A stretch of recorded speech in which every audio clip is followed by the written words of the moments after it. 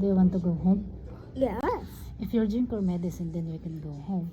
But you did not drink your medicine. That's why the doctor said we cannot go home today. We can go home on Monday. Okay? Today is? Friday. Okay. And tomorrow is? Saturday. And then, after Saturday? Sunday. And then, after Sunday? Monday. And then, weekend? Home. Good job. So, drink your medicine and then we can go home on Monday. Okay? I will sleep here, Papa, and Masaya. Mama is going home. Ne? Okay?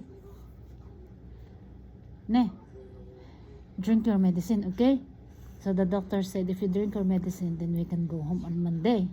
Ne? Akata? What? Okay, good job, good job.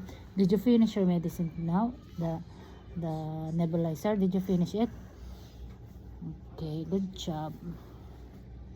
Do you want to go home na? Yes. Mama mo want to go home na. Okay.